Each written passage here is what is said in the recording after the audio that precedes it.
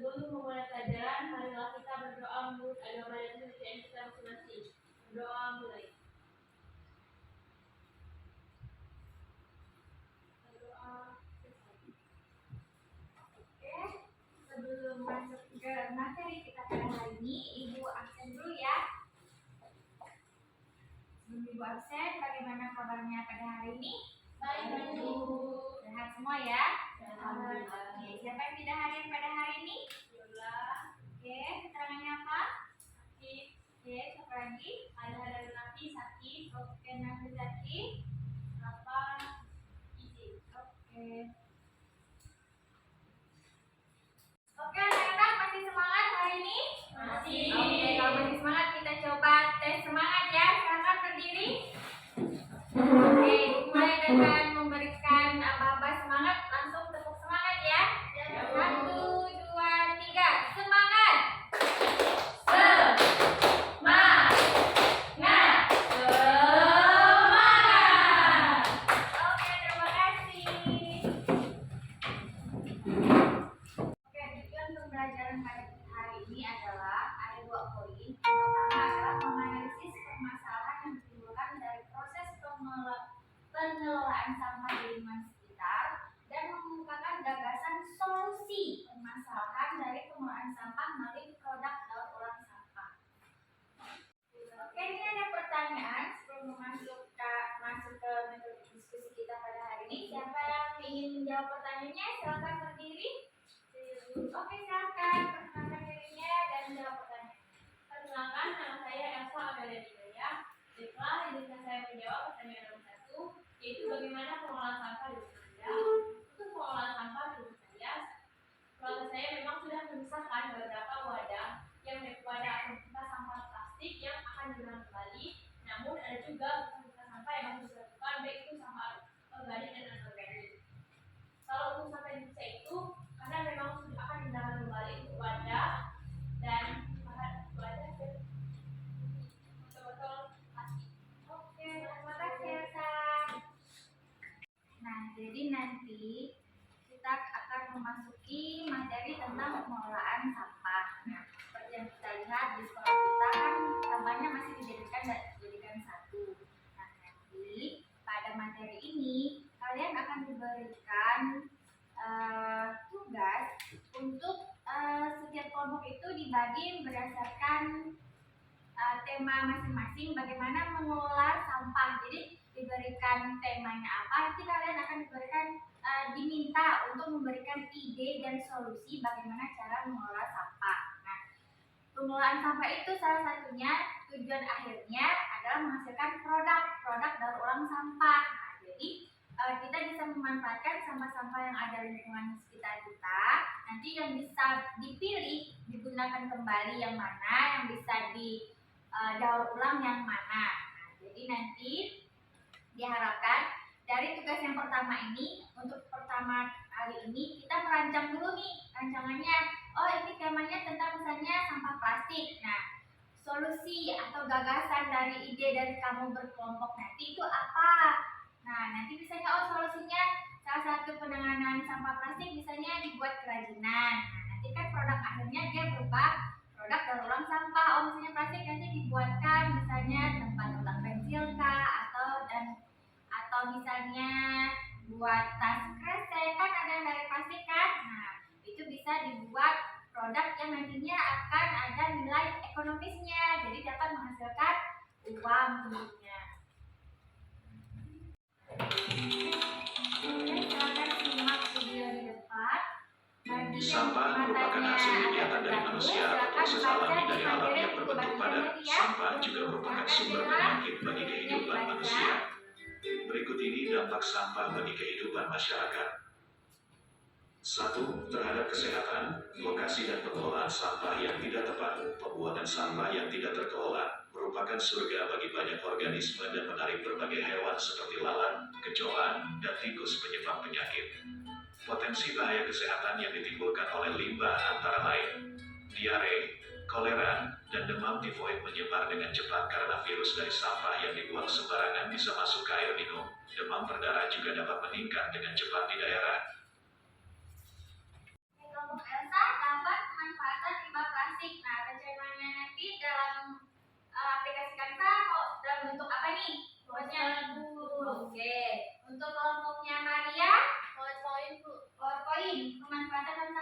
nanti dalam bentuk PowerPoint. Oke.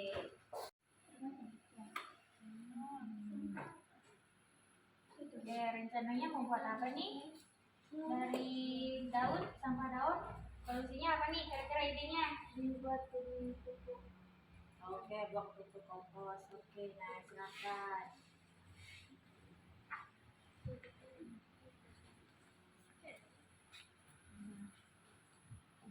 Habis. Kita udah. Oke, udah selesai teman-teman. Tinggal berikan foto yang buruk. Oke.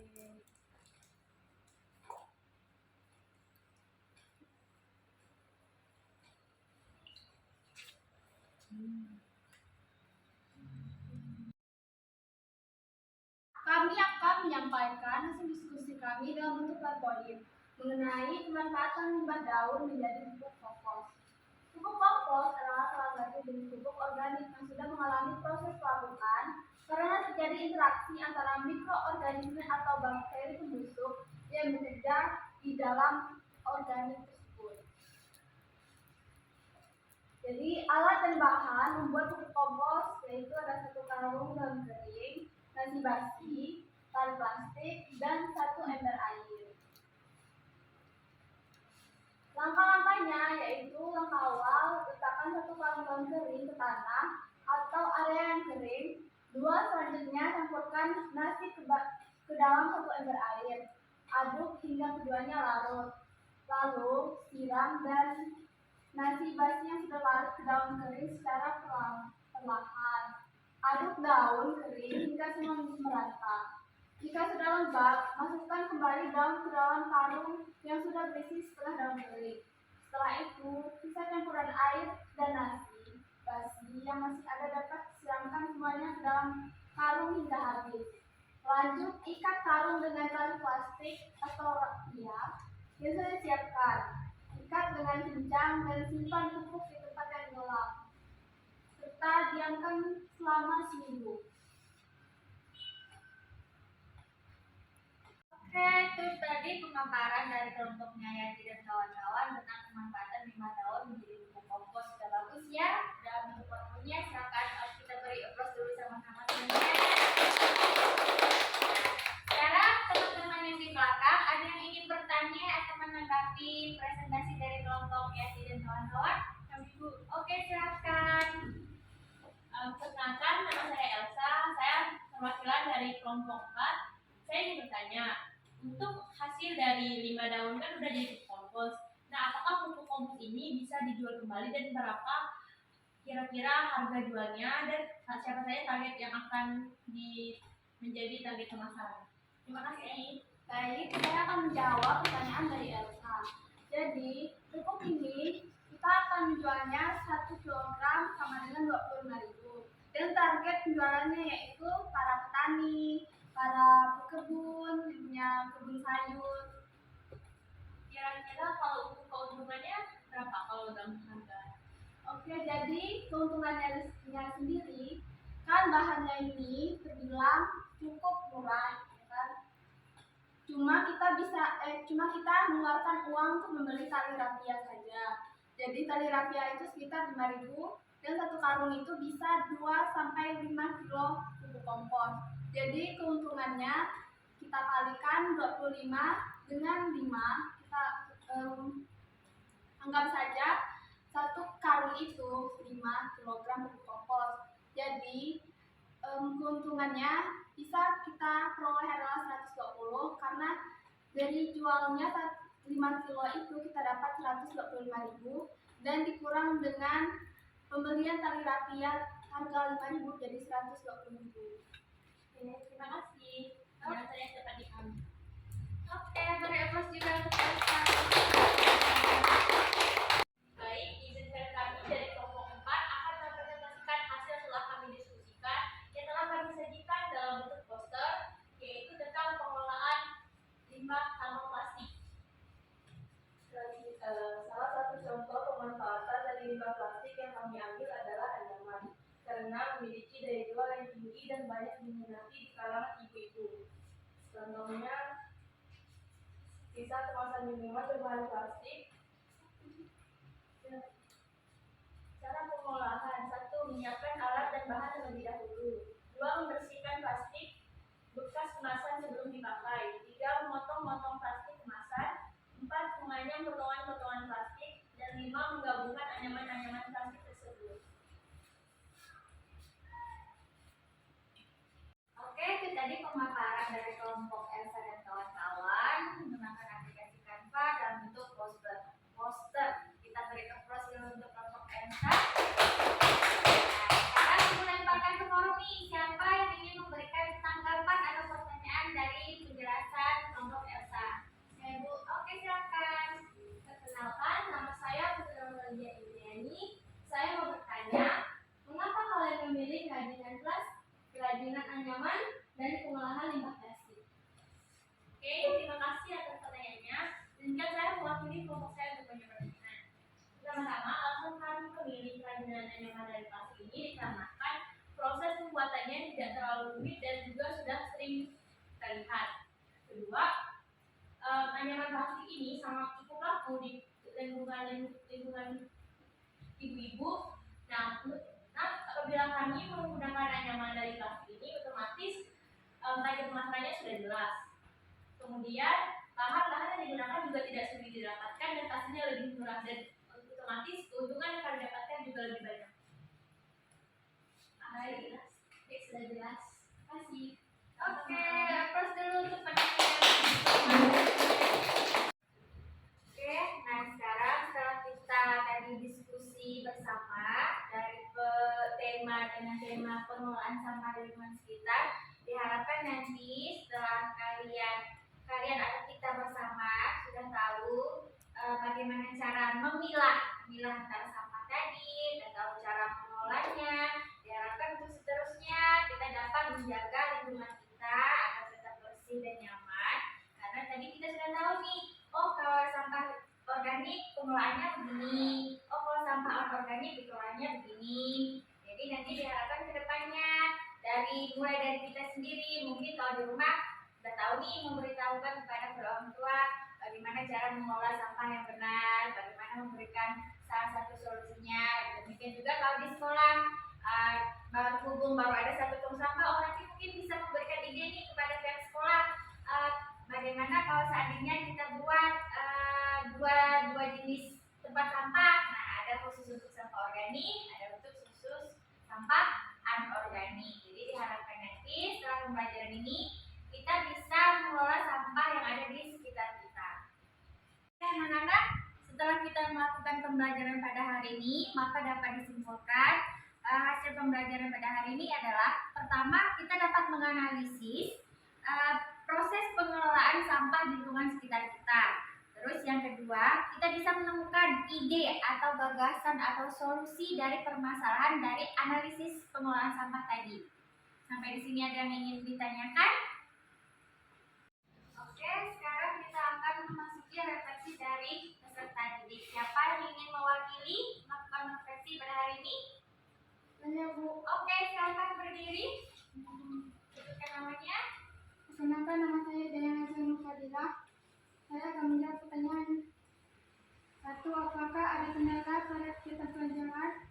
Tidak ada, karena kegiatan pelajaran lancar saja dengan berbagai teknologi yang ada. 2. Apakah semua siswa aktif dalam kegiatan pelajaran? Siswa aktif dalam pelajaran dengan berbagai presentasi, diskusi dan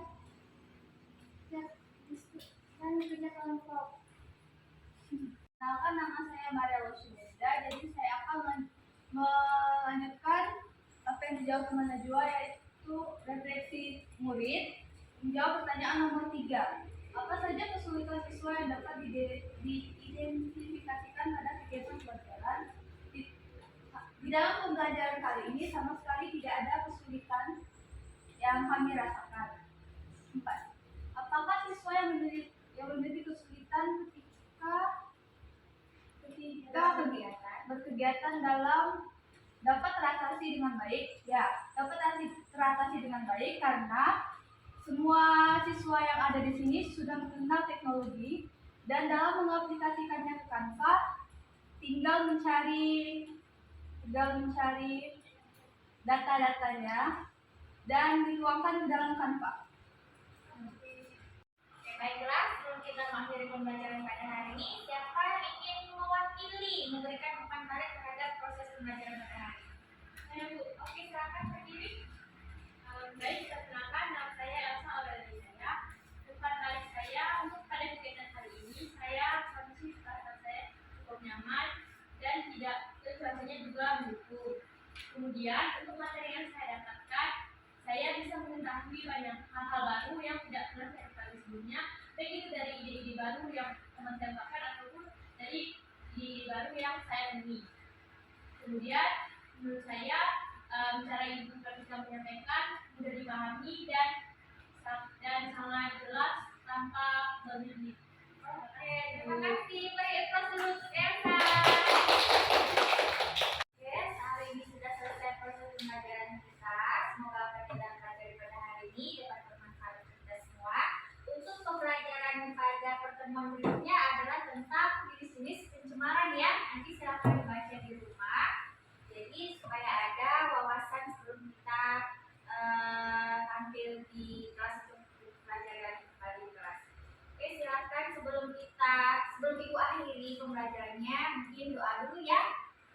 Biar lebih efisien, mungkin ibu bikin langsung ya.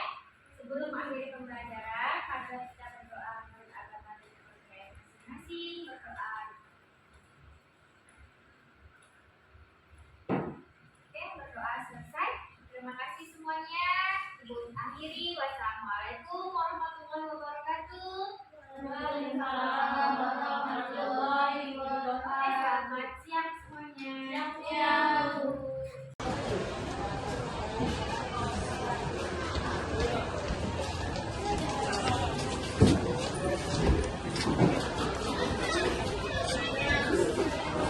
Woi, keluar Mei, ngapa bikin dia? Astagfirullahaladzim.